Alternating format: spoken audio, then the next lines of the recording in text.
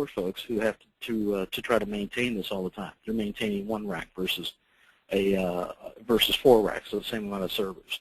So once again, is less servers to handle the same workload.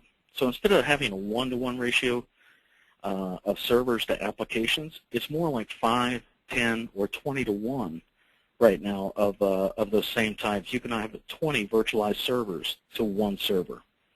And so that, as you can see, that's where you're starting to really get the bigger bang for the buck. Now, with energy costs that are going through the roof, the high cost of energy is just that. The virtualization of those servers allows you to have the ability to reduce the total number of physical servers, which of course is going to reduce your cost of overall cost of energy. As new server technology is becoming, once again, more green, you're finding that less power consumption is out there.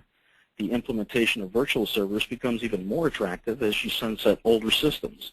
Some customers today, what they'll do is they'll take the older machines that they have and have them become either backup, or they'll have them become, a secure server when it comes to document management and things like that. And they're buying the newer, less expensive, less energy, or I should say more energy efficient types of servers to now replace the older ones. But they're still able to use the older ones for other things. But the whole idea is that less servers, less power, same performance for all the users. I mean, that's a win-win environment.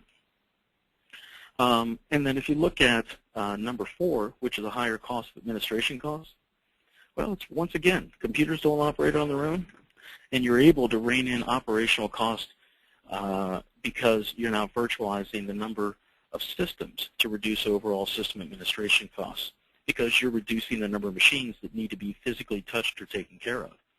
Now, that doesn't mean that you're not going to have the same administration issues that you had in the past.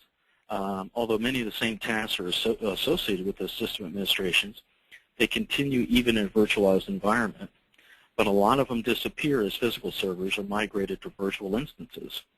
But once again, it's the same amount of computing power with less machines to maintain.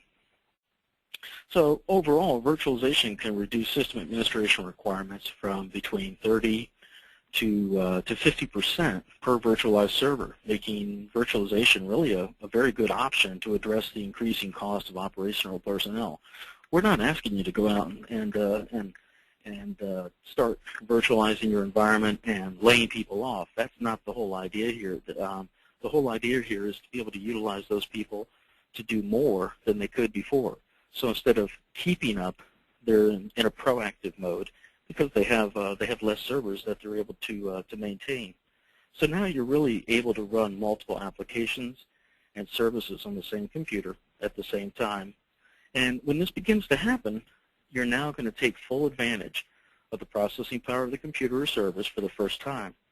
And you're truly going to begin to see a return on assets versus not being utilized to its fullest capacity.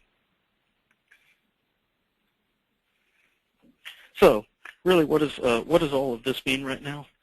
It's understanding that the 4 trends mean that virtualization is exceptionally hot, and it's not going anywhere soon. If anything, it is rapidly increasing. If you look at at Citrix, if you look at VMware, if you look at Microsoft in a lot of cases, the majority of where their focus is on virtualized environments. And if you look at their stock, you'll see that it's also doing very, very well.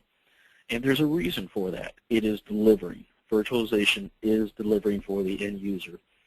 So if you could see that looking at these 4 trends, you can now see why virtualization is a technology whose time has come. In fact, newer and more efficient methods of running data centers is becoming critical, because given these 4 trends, the traditional methods of delivering computing, they're cost prohibitive if you look at it that way. So virtualization is the solution.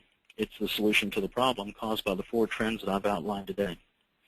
I know you probably think that you just drank from the fire hose, and don't worry. We're going to supply you with a copy of today's presentation. If you want, just send us an email or respond to the original invitation, and we'll get you a copy. And as Valerie said, we're also going to have a replay on our website. So with that, Valerie, are there any questions from the crowd?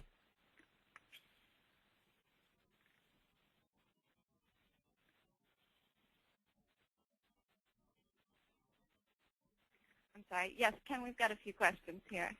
We don't have enough time to do them all today, but we will reach out to anybody after the webinar if we don't get to them.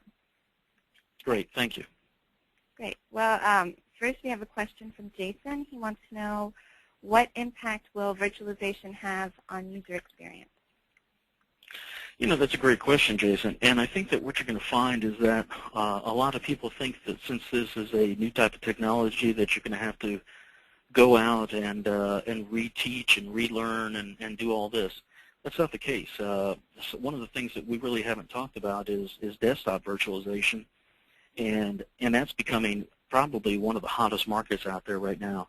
And if you look at even just in a Windows 7 environment, the look and the feel of Windows 7 is now being able to be virtualized in an environment to where you no longer have to worry about going out and buying upgrades or new PCs to upgrade to Windows 7. You virtualize Windows 7 onto a server, and when you do that, you have a single copy, and the user experience is exactly the same. So, I mean, you have the same Aero glass look and feel. Your applications are exactly the same.